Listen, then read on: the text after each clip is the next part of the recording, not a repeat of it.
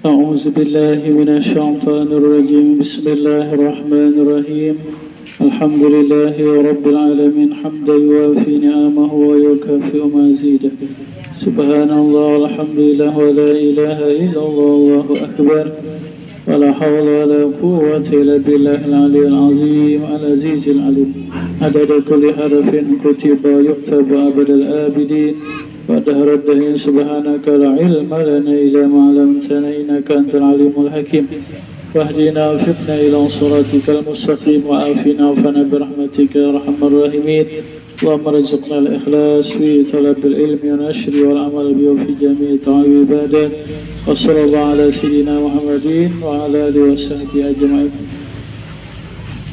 Amma ba'du, semoga Allah subhanahu wa ta'ala kepada kita sekeluarga anak zuriat senantiasa meridai, merahmati, mencintai, mengampuni. Amin ya rabbal alamin.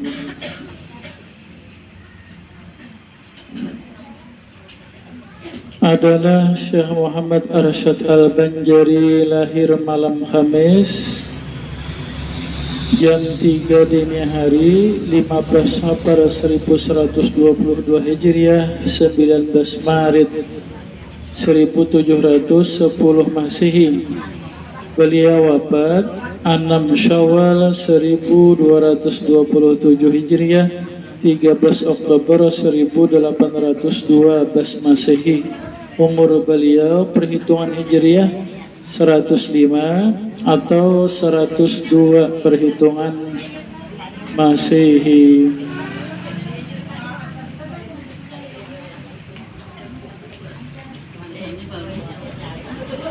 Adalah Syekh Muhammad Arsyad Al-Banjari Datuk Palampayan.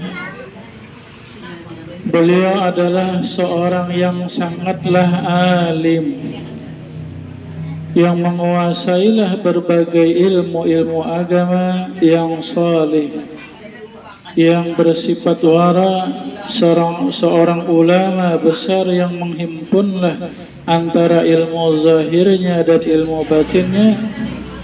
Beliau seorang yang arif billah, yang tenggelamlah dalam mencintai Allah dan Rasulullah SAW.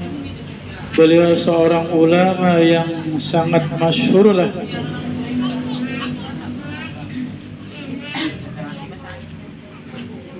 di masanya dan di daerahnya,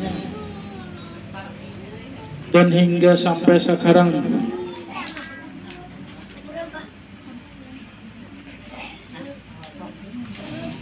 Di antara keluasan ilmu beliau, kealiman beliau, bahwasanya beliau menyusun beberapa buah kitab. Di antaranya yang pertama adalah nama kitabnya Usuluddin, yaitu tentang mengenal sifat-sifat Allah. Yang kedua Luqtatul Ijlan, yaitu berkenaan tentang hukum-hukum haid. Yang ketiga kitab Al-Faraid, yaitu masalah warisan. Yang keempat kitabun nikah.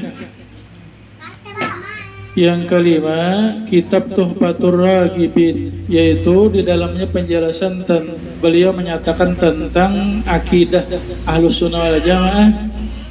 Kemudian beliau menyatakan di sana akidah yang bid'ah yang sesat. Demikian juga di sana beliau menyatakan tentang yang menyebabkan seseorang rusak agamanya, murtad, keluar dari Islam. Kemudian yang keenam Qaulul Mukhtasar, yaitu berisi tentang penjelasan tanda-tanda akhir zaman dan datangnya Imam Mahdi. Yang ketujuh Kanzul Ma'rifat, yaitu membahas masalah ilmu tasawuf. Yang kedelapan kitab Sabilal Muhtadin, masalah fikih. Kemudian yang kesembilan Hasyiyah kitab Syarah Fathul Jawad.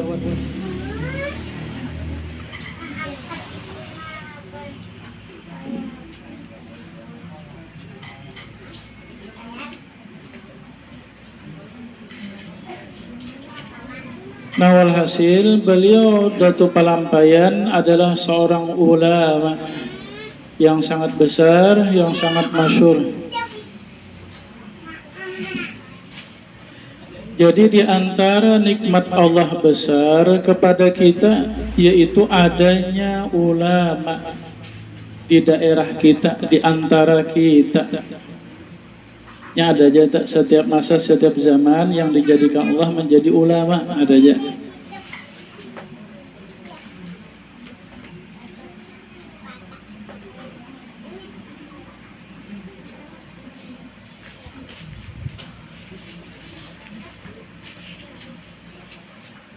Nah, wajiblah kita mensyukuri adanya ulama ini, ya, guru-guru agama nih.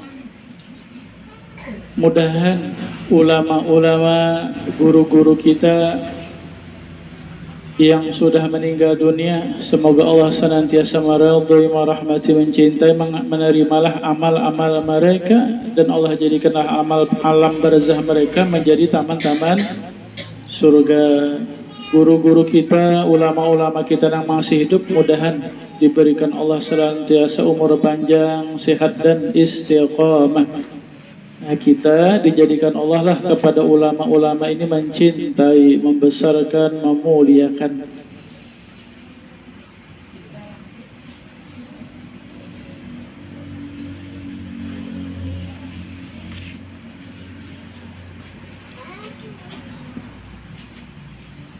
Apa di antara kenikmatan adanya orang alim nih?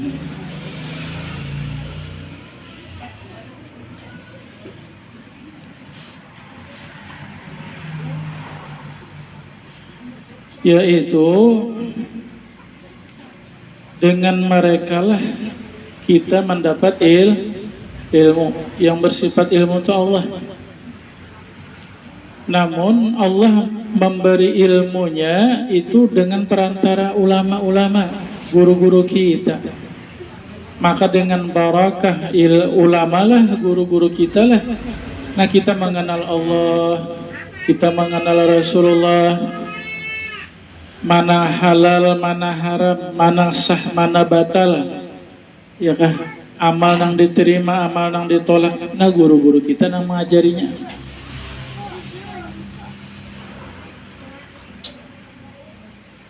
Sehingga andai kita masuk surga, kita masuk surga itu berkat guru, ya kah?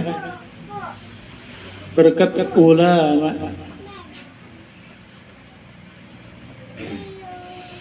Sabda Nabi sallallahu alaihi wasallam, man salaka tariqan yaltamisu fihi ilman sahalallahu tariqan ilal jannah. Siapa yang dia berjalanlah mencari ilmu, maka Allah mudahkanlah dia berjalan menuju surga.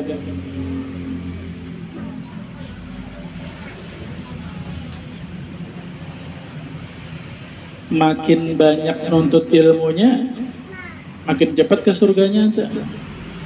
Bilanya sedikit nuntut ilmunya, lambat tak. Biar kada nuntut ilmu bisa singgah dulu tak. Nah, ini nikmatnya ulama, guru-guru kita.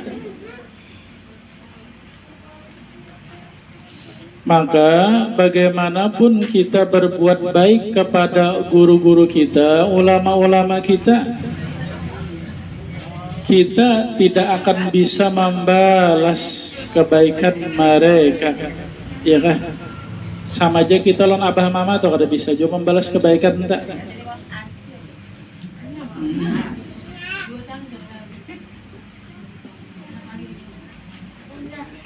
Ibarat kata, ya kah?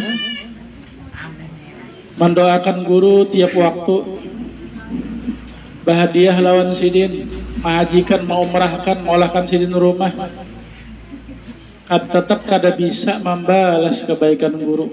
Ya kan, demikian gitu abah mama kita tak hijau tak.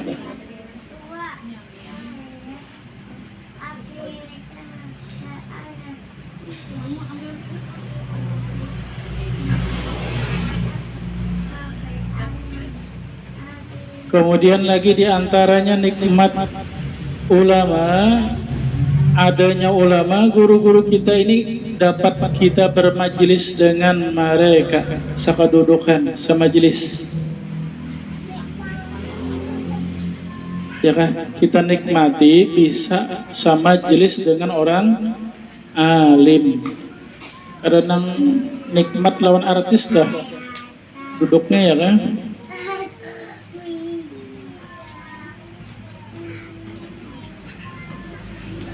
Sabda Nabi sallallahu alaihi wasallam, julusu sa'atin indal ulama ahabba ilallah min ibadati alfi sanah. Duduk sesaat di sisi orang alim lebih dicintai Allah daripada seorang hamba yang beribadah 1000 tahun. Mudah-mudahan Allah menolong, memberi taufik hidayah.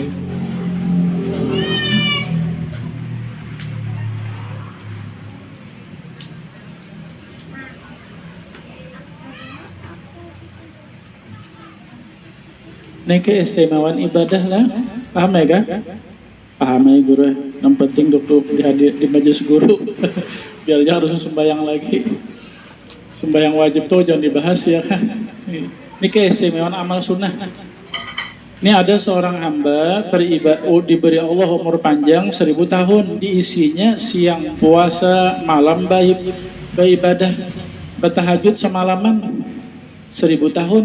Lalu ada seseorang hamba yang dia duduk sesaat bersama orang alim. Nah, duduk sesaat bersama orang alim itu lebih dicintai Allah, lebih dihargai Allah, lebih diberi Allah pahala besar. Cuma tetap aja kita beribadah. Nih maksudnya keistimewaan nih.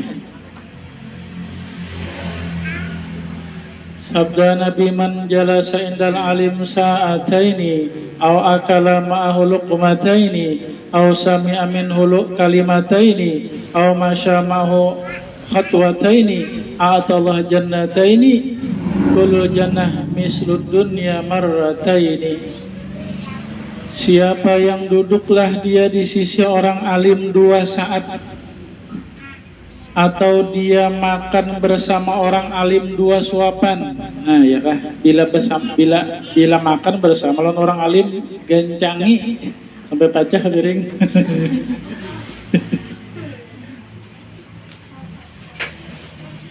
Atau dia mendengar dari orang alim itu 2 kata, pun setengah jam itu berapa kata itu, banyak benar katanya.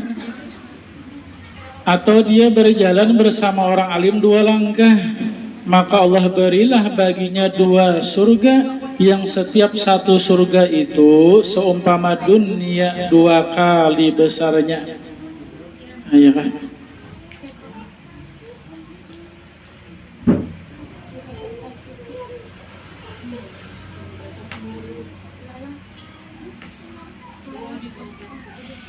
Jadi yang pertama, kita nikmati belajar lawan guru. Yang kedua, kita nikmati semajelis dengan guru. Yang ketiga, kita nikmatilah ziarah makam guru, ulama-ulama. Sabda Nabi sallallahu alaihi wasallam, man zara aliman faqad zarani wa man zarani wajabat lahu syafaati fakana lahu bi kulli khatwatin ajru syahidin. Siapa yang dia menziarahi orang alim, baik yang masih hidup atau yang sudah meninggal dunia, sudah meninggal ke kubur sidin, berinya masih hidup di rumah sidin, maka sesungguhnya kata Nabi, dia adalah menziarahi aku. Berapa ziarah Nabi pahalanya, berkatnya, syafaatnya. Nah, waktu kita menziarah orang alim sama tak?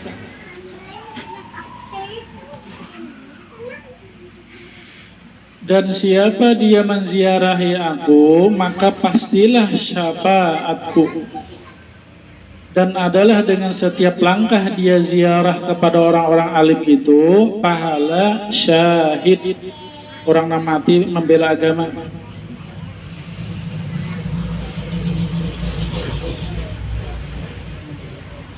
Yang keempat, nikmatilah memandang wajah orang alim. Ya kan? Alhamdulillah diberi Allah mata melihat. Nah, dibawa melihat memandang wajah orang alim. Halo? Pandang wajah kok. Andak di rumah gambar-gambar ulama, wali-wali, habib di rumah ya kan yang sekira-kira nang kada lihat, kada basilah tuh terlihat. Andak di kamar, di ruangan tamu. Jangan artis Korea yang dipasang di rumah, hirang pian. Mun artis Korea tuh putih-putih. Pian melihatnya itu herang pian. Kalah putih ya Allah.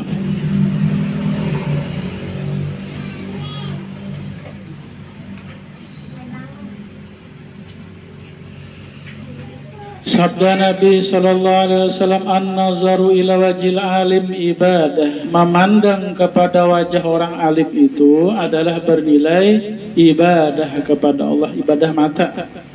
Mensyukuri mata penglihatan. Wa nazaruka ila wajhil alim khairun laka min alfi farasin tasaddaqta biha fi sabilillah. Dan memandang engkau kepada wajah orang alim, memandang sayang bang lah. Ada juga orang memandang orang alim cuma menceling muar lain itu. Maka itu pahalanya lebih besar daripada engkau memiliki 1000 kuda yang engkau sedekahkan dia kepada jalan yang diridhai Allah. Mahal kuda itu ya kan? Jika seikungnya 100 juta kali 1000 berapa tuh? Banyak kah? Banyak ya kan? Sabda Nabi, man nazara ilajil alim nazratan fapariha biha khalaqa ta'ala min tilkan nazrah malakan yastaghfiruhu ila yaumil qiyamah. Siapa memandang kepada wajah orang alim sekali pandangan, sekali seretan,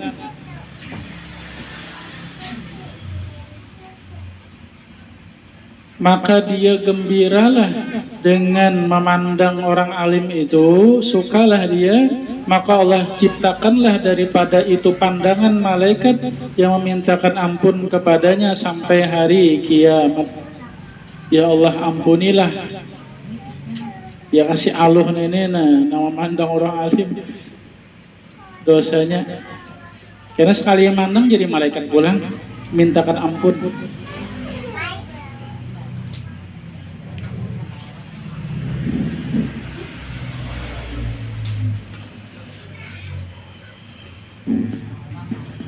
Itu pandangan yakah wajah guru kita tuh, itu pesanat tuh ya kan, ijazah tuh. Muhasirin itu beijazah, ya kan? Gampangan muha beijazah. Ada hadis musasal, namanya musasal birru'ya, dengan memandang. Asalnya sahabat memandang Nabi. Jadi kata Nabi, tuba liman ra'ani, untung besarlah, bahagialah, selamatlah, surgalah bagi orang yang beriman kepadaku dan memandang aku. Itu sahabat itu. Andai sampai di situ aja, sahabatnya yang untung. Namun disambungi Nabi lagi, beruntung juga orang yang dia beriman kepada aku dan dia pernah memandang kepada orang yang pernah memandang aku. Ya kan? Beruntung besar orang yang beriman kepada aku, orang yang pernah memandang kepada orang yang pernah memandang, orang yang pernah memandang aku sampai hari kiamat. Ah ya kan? Nikmatnya memandang wajah orang alim tuh.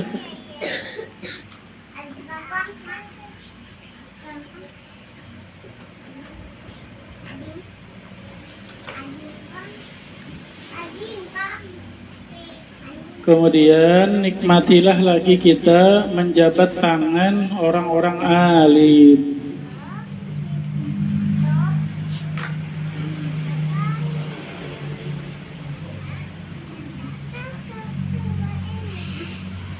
Sabda Nabi sallallahu alaihi wasallam, man zara aliman faka'annama zarani wa man safaha aliman faka'annama safahani wa man jalasa aliman faka'annama jalasani fid dunya wa man jalasani fid dunya ajlastu ma'yamal qiyamah. Siapa yang dia menziarahi orang alim, maka dia menziarahi aku. Siapa menjabat tangan orang alim, maka dia menjabat tanganku. Musafahah nih. Ada kan bersalaman lawan guru tuh ada juga ijazahnya. Ijazah juga tuh musafahah.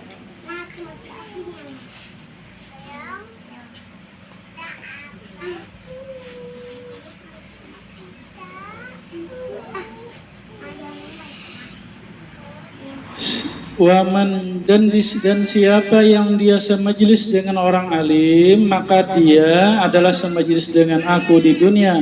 Siapa yang dia semajlis dengan aku di dunia, aku dudukkanlah dia nanti bersama aku di surga pada hari kiamat nanti.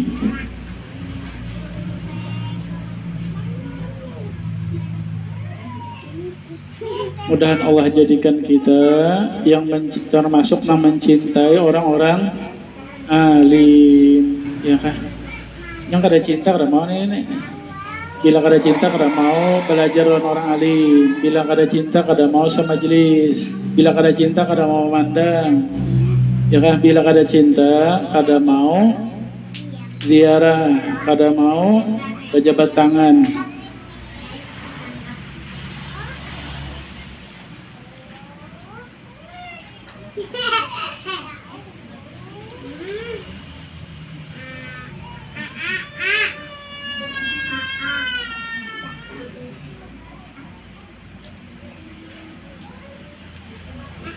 Kalau gambar Datu Palampayan itu, ya kan, gambar lukisan itu riwayatnya kisahnya dapat gambar Datu Palampayan itu di Belanda kisahnya entah. Ya kan, orang Belanda melukis Datu Palampayan, dibawanya ke Belanda. Jadi dapat foto gambar Datu Palampayan tuh lukisan, ya itu foto lukisan.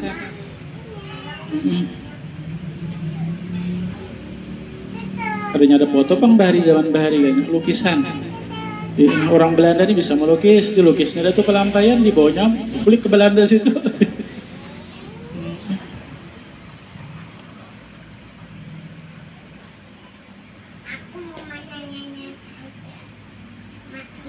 Kan tahu kita ya kak,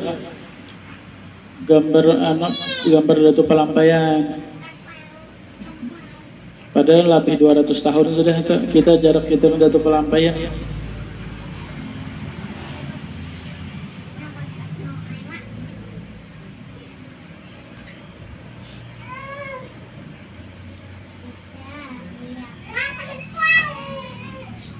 Anak di rumah gambar-gambar ulama, guru-guru kita.